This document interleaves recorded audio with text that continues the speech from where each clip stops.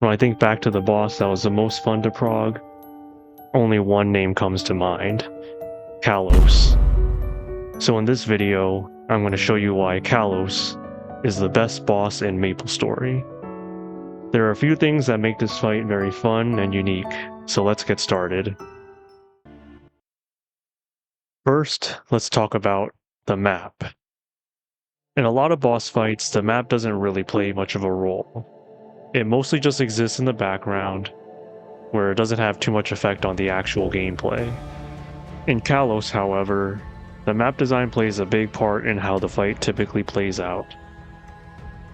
Upon entry into P2, you're greeted by a giant map, probably the largest bossing map in the entire game. Let's take a closer look. To start, you could pretty much only see about a quarter of the map at any given time. Each system on the map is represented by a little blue star, except for Ball, which only shows up when it's turned on. You could pretty much divide the map into 4 based on the 4 different systems. The left and right systems are at fixed positions at all times, whereas the ball and UFO shooting spots will vary as they cross the map horizontally in both directions. Now ideally, you would just get close to each system when they're on and you would never miss a shot. But as I mentioned earlier, you can only see a quarter of the map at once, and this includes Kalos himself. The systems themselves are quite far apart, so if you stray too far from Kalos to cleanse a system, you won't be able to get damage onto him, and you also won't be able to see what he's doing. Now, experienced players will be able to cleanse with good accuracy from most spots on the map, but as a new player, it's a good balancing act between getting damage onto Kalos and not letting the systems pile up too much. This topic naturally leads into the next one, which is teamwork and coordination. In a lot of boss fights, does it ever feel like you're assigned your own portion of the HP bar, and you can just ignore your team completely? Oh wait, that's already a thing.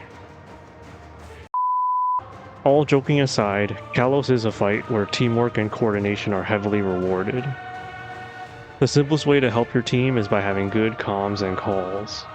Some basic ones are where Kalos is, dangerous attacks like dive and breath, and also system shots.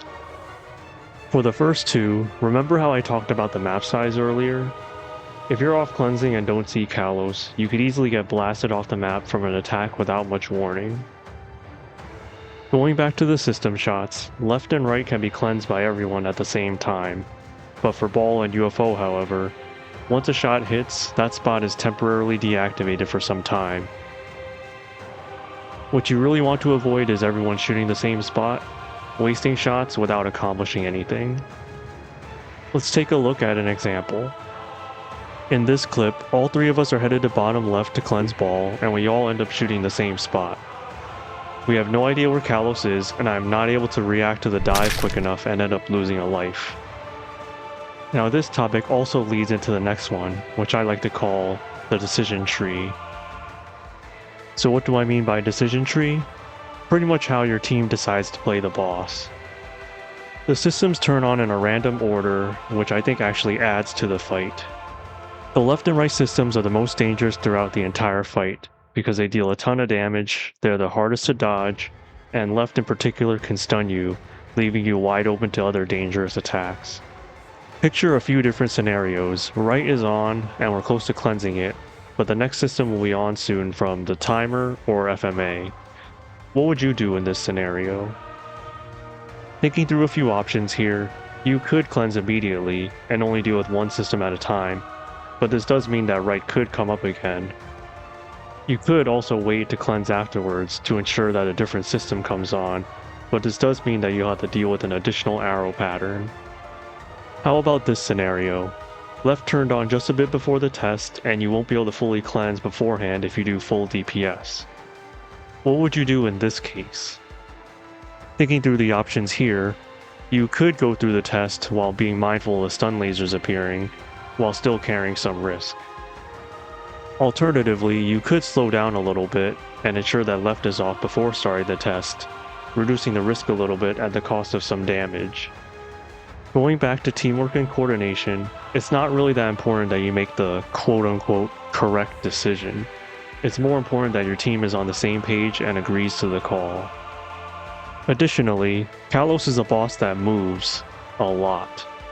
Around every 4 to 5 seconds, he will either teleport or dive to a random player. Part of the decision-making process is where you want to fight him, especially when multiple systems are on. Because Kalos dives or teleports to a player so frequently, you do have some degree of control where he ends up. Where you decide to fight him is likely dependent on the ease of cleansing the systems in the desired order. For experienced players, there are many decisions that are made subconsciously or without much active thought. I'm confident that if you recorded multiple Kalos runs from different weeks, you would notice some differences in how you approach the fight, no matter how subtle they might seem. So these are just a few reasons why I think Kalos is the best designed boss in MapleStory. There are many more reasons why this fight works so well, but that'll be a topic for another time. What do you guys think? Do you agree? Disagree? Let me know in the comments what your favorite boss is. If you enjoyed this video, please consider leaving a thumbs up and subscribing to the channel. I have a lot of ideas like this one, and would love to continue making more videos.